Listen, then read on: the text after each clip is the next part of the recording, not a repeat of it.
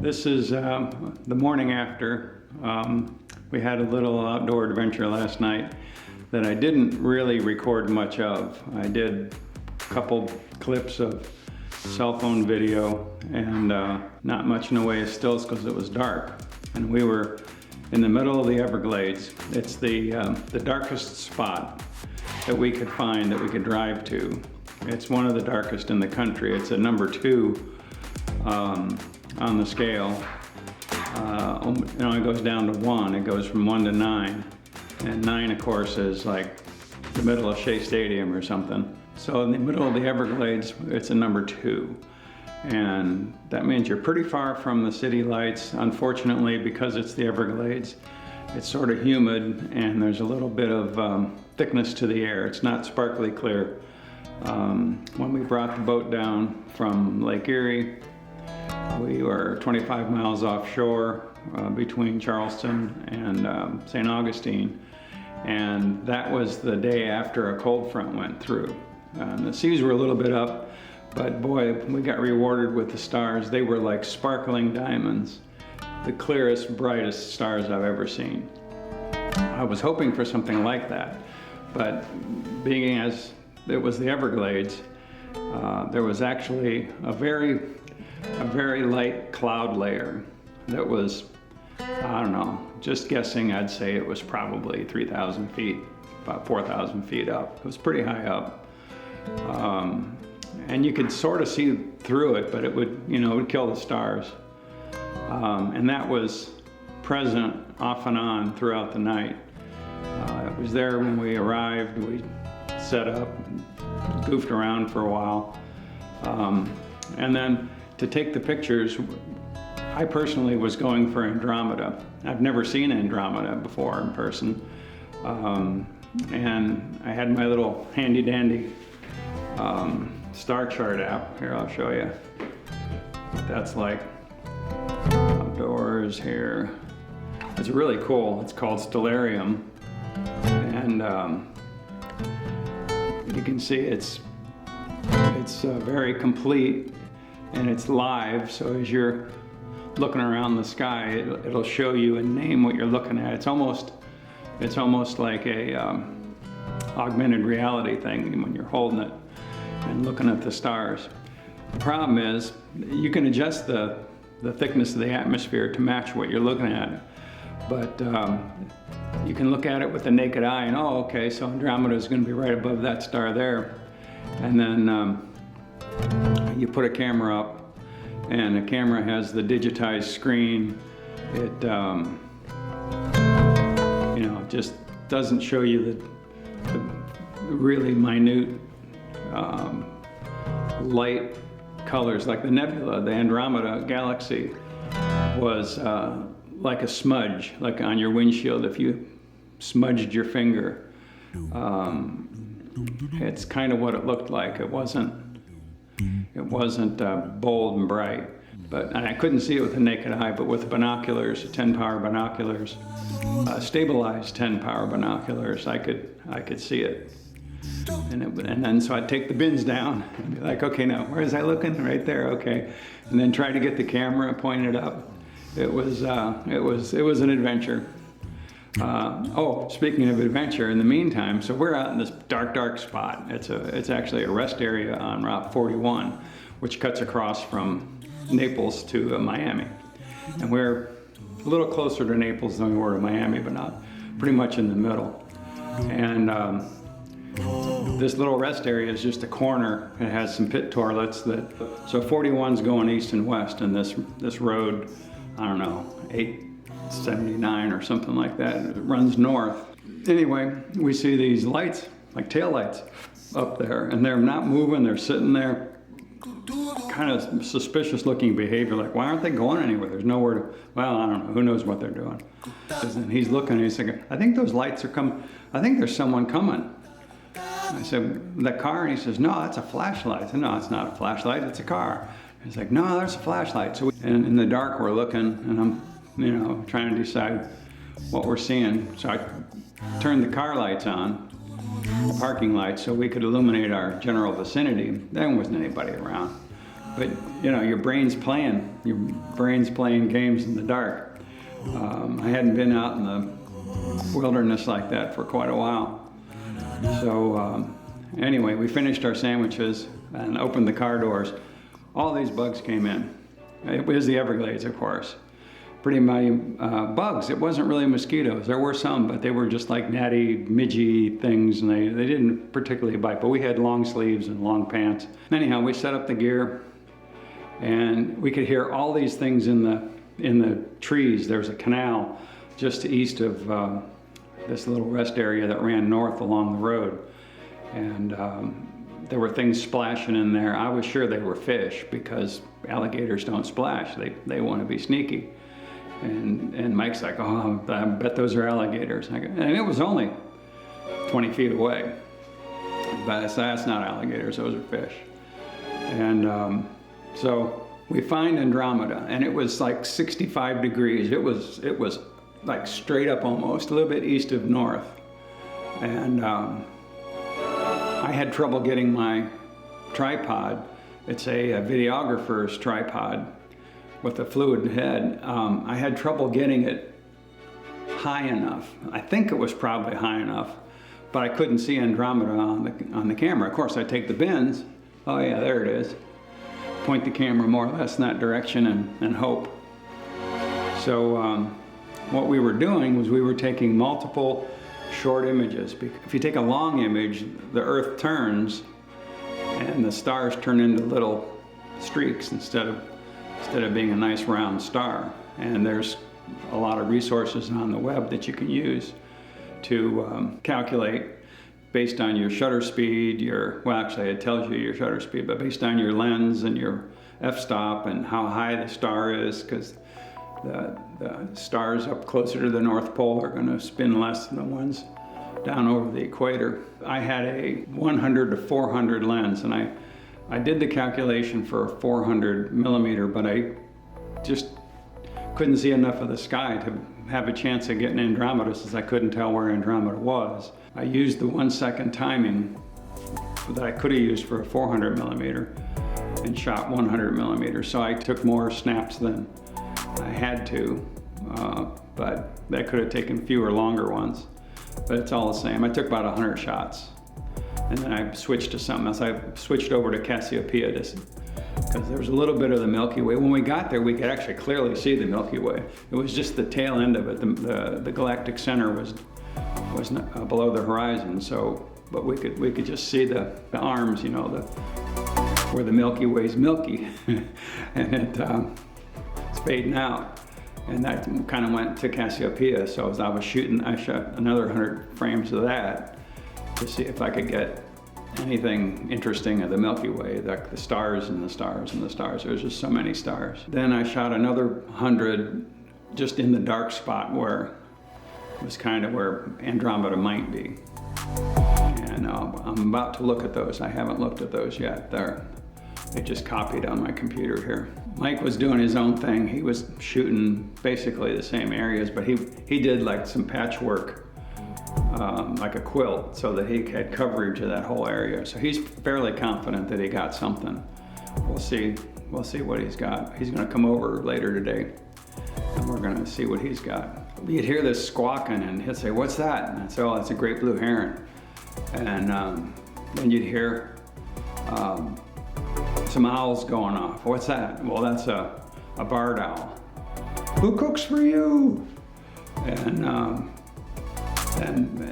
the owls were calling, some animals were screaming. I think probably the owl's prey may have been protesting when it got swooped on. But all around us, there was sound of animals at night, the splashes in the canal next to us. We got used to it, and it wasn't a problem. So anyhow, a little bit later on, there's this vehicle that comes south from the hinterlands up north, and there's all these lights on it. I mean, they have these spotlights. Turns out it was kind of like if it was a flats boat, you know, those tall stands they have over the motor, and the fishermen will stand on top of it. It was kind of like that, but there were two of them, and they were on either sides of this pickup truck, and there was a man on each one. There's a woman driving this pickup truck, and they were shining lights down on both sides of the road into the ditches, and looking in the scrub that was right along the swales. As they came next to us, they said, "Good evening," and we said hi, and Mike says, "You looking for snakes?" And the lady says, "Yeah." And so they pulled into the rest area to use the facility. And then, hi Mango. So we talked to them for a little while, and she said, yep, they were looking for pythons. They get paid for pythons. So they had this a nice rig. It looks like they bought the pickup truck and the rack. And so they said that not long ago, a couple weeks ago, they captured, not them, but somebody captured a python a couple miles north of us. That was the second largest python that has ever been captured in the Everglades. So it's quite a snake, I'm sure. Now, I don't know if it would come looking for us or not. We just didn't worry about it and didn't have any problem. We didn't ever see anything except for bugs. We saw plenty of bugs. I'll show you the video of the bugs. I took a video of the dome light after we opened the doors, and it wasn't really open that long. Then on the drive home, rolled the windows down to try and blow all the bugs out of the vehicle. And that sort of worked. It was still on the ride back home. It was like an hour and 15 minutes to get home. Every once in a while there'd be a bug would fly in front of my face between me and the windshield, and I'd open my window and suck him out and drive along a while. Here come another bug, open the window, suck him out. So we got home 11:30. Something like that. We could have stayed longer, but some clouds, some more high, thick, thin clouds had come in and just ruined the seeing. It wasn't any better than standing in my driveway at that point. So we just said, heck with it, let's go home and see what we got. Maybe we got nothing, maybe we got something. I'll be back with you whenever I'm done processing this. There's a lot of tedious work to separate all the files into this chunk and this chunk and this chunk, and then we have calibration frames. We shot 50 frames with the lens cap on as fast as possible, 50 frames, the lens cap on at the same shutter speed that we would be using. We shot another 50 frames with a light. In fact, this light, it's this light, set on 1%, which isn't all that bright. There you go. And you see right now it looks, is it going to focus on it? You can see that it has LEDs of all the different colors. It's got white and yellow showing right now, or auburn or whatever that is. And if you put a diffuser on front of it, which snaps over it, then it just looks like a plain old gray, dim light. And we put that in front of the camera, like that. Only, of course, with the diffuser on it, and took another 50 frames. And we give all those to the software. It's called Deep Sky Stacker. And it'll take those calibration frames, and it'll take the lights, which is what the word they use for the pictures that we took of actual stars. So you have three registration or calibration types of frames, like 50 each, and then however many lights or however many star photos you want to do. And I did like about 100, a little more than 100 of each different location in the sky. I switched over to this lens, the 16 millimeter. No, wait, I ended up putting on my 24 to 105 and shot that sort of at 24 to see if I could get Andromeda, at least to prove it was there. It wouldn't be much of a picture that small. It'd be a teeny little Andromeda, but I could prove we found it anyway. So let me get to work here sorting out these files, and I'll be back and show you what I got, if anything. Da da da da da da da da da da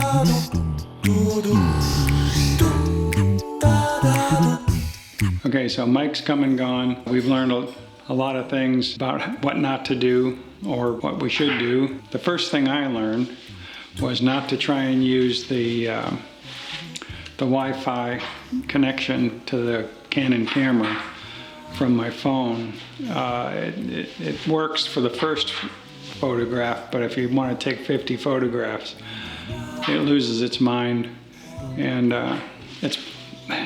it can be pretty frustrating. So Mike just had one of these little battery-powered, wired plug-in shutter releases, and so I borrowed that, and it was much superior. The other thing we learned was that focus, and this is like, of course, with these lenses that focus sort of from turning the dial, but it's not a physical connection to the focus. It's turned the dial a little bit, and then it gets, it moves the focus in that direction. Since they automatically focus, you have no idea what the focus is going to be. If you turn the camera off and turn it back on again, you got to start all over, refocus it, do everything. And I think I was still operating in the past with, my old A1 or something, where I focused it. The lens is focused. I could turn the camera off, back on, it would still be focused. I never thought to recheck the focus from square one. Possibly because it was so much fun to focus. It wasn't bad, but it was just something you had to do, right? You had to take a picture, you had to take, an 8-second exposure, which is what this is. This right here is a 8-second exposure of Andromeda. And that's the only picture of Andromeda that we got. Well, we got 2 8-second exposures because I didn't know which one, maybe I adjusted the focus a little bit or something. But the rest of the night we were taking pictures of stars and stuff and thinking we were in focus, but we really weren't in focus. Even though I had one of these, I couldn't see if this was in focus by looking in the camera. I had to actually take an image, and I could then zoom in and see what sort of focus I was getting. And if I had, 100 millimeters or something, that wasn't good enough. So next time we're going to have to do a better job of checking focus. Every time we adjust the camera to a different spot in the sky, take 50 shots, readjust because the stars are moving. Take 50 shots, readjust because the stars are moving. Then redo the check photograph and shoot the 8 seconds or whatever, and see if we're still, number one, have the target in view in the right spot, and also check our focus. You can see on these, well, you can't, but I can see on these that they're smudged. They're moving in that direction. I think this was a 100 millimeter shot. I don't think it was a 400. I didn't use 400 because I couldn't tell where I was looking.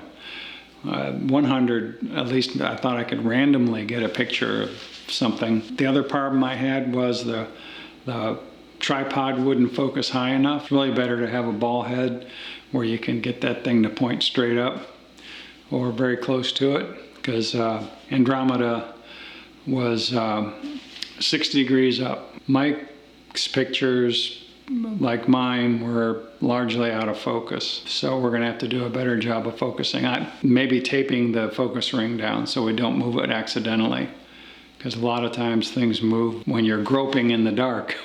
Oh, where's that thing I'm looking for? And you touch the focus ring, boom, you're out of focus. So taking pictures in the dark is a learned skill. So I'm glad we did it, and I can't wait for the next clear sky. We're gonna go out and take pictures of whatever we can find to take pictures of, just to practice being in focus and whatnot. We're not gonna have the Galactic Center until spring. It's really good in the Northern Hemisphere, like in summer.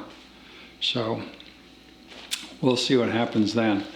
But in the meantime, we'll find things, objects, nebula, whatever is available to practice and hone our craft. So thanks for watching. Remember to like and subscribe. We'll see you next time. Thanks.